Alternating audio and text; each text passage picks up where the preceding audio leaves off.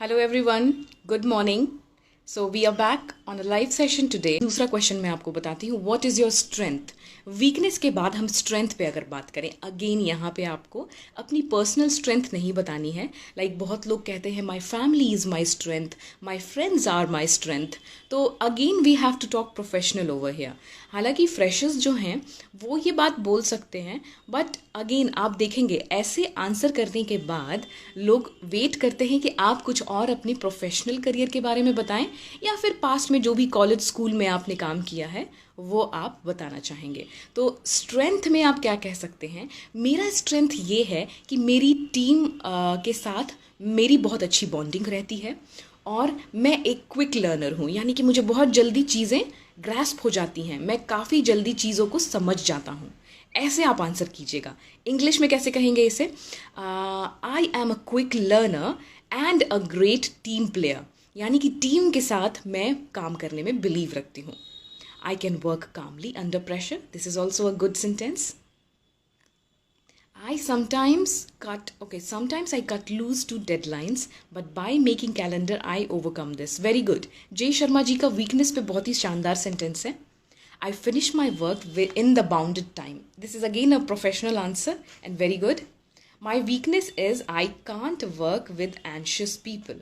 Yes, you can say this. But anxious can be sometimes positive, क्योंकि बहुत लोग अपना काम करने में बहुत एंशियस होते हैं, लगे रहते हैं उस चीज़ में। I finish my work with in the limited time और टाइम लिमिट। Very good. तो चलिए, आप सब समझ चुके हैं कि पॉजिटिव आंसर क्या होगा। बहुत बार लोग एक नेगेटिव आंसर यहाँ देते हैं, प्रोफेशनल ही कहूँगी, और क्या नहीं बोलना है आपको। बहुत लोग कहते हैं I can just look at the paper and decide it is worth और नॉट, यानी कि मैं बस एक पेपर को देखने के बाद ही समझ जाता हूँ या समझ जाती हूँ कि इसका काम है या नहीं। तो ऐसा बिल्कुल नहीं बोलना है। ऐसा कोई भी नहीं होगा जो बिना पेपर रीड किए या रिपोर्ट पढ़े समझ जाए कि ये काम की है या नहीं है चीज़। इसलिए आपको ये बात ज़रूर गौर रखिएगा कि आप पेपर देखते हुए नहीं डिसाइड कर सकते जब तक आप रीड नहीं करेंगे। तो मैंने एक बार इंटरव्यू लिया था, आई रिमेंबर।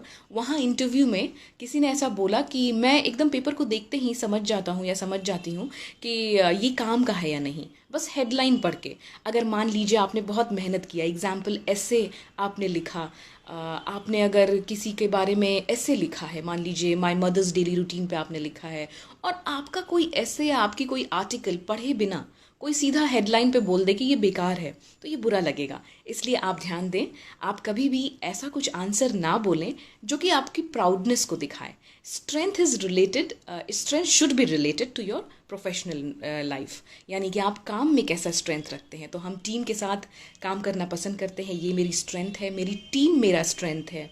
ये आप कहेंगे मैं बहुत जल्दी चीज़ें लर्न कर लेता हूँ कम टाइम में, यानी मुझे ज़्यादा वक्त नहीं लगता है। I am a quick learner and a great team player. Exactly, be practical, not very emotional. बहुत बार मैंने देखा है लोग इंटरव्यू में, guys I have taken a lot of interviews, और सबसे पहली चीज़ जो होती है वो आपका कॉन्फिडेंस देखा जाता है। तो कॉन्फिडेंस के मामले में आपको बहुत अच्छा होना पड़ेगा। और दूसरी चीज़, आप जब अपना फ्रेम करेंगे लाइन, तो उस पर कहीं भी प्राउडनेस नहीं दिखनी चाहिए। आप प्रैक्टिकल रहें और प्रोफेशनली ही बात करेंगे। Next, why should we hire you, यानी हम आपको अपनी कंपनी में क्यों लें। ये एक सवाल है जो बहुत लोगों से पूछा जाता है, और यहाँ पे इंटरव्यू में लोग फंस जाते हैं कि भाई अब क्या बोलें।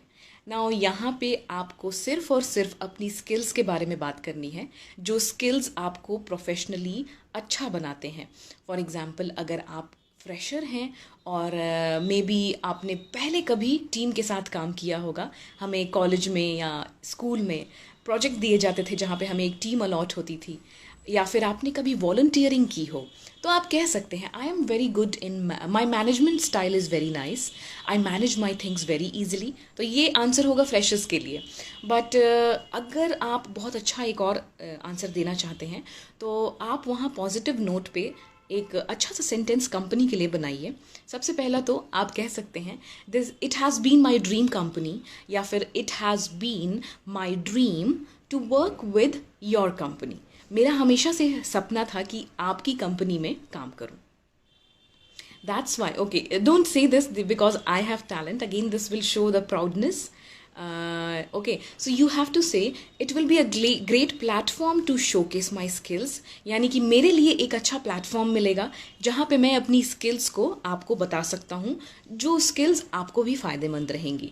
सो it will be a great platform to showcase my skills and I have always dreamed to work with this kind of company.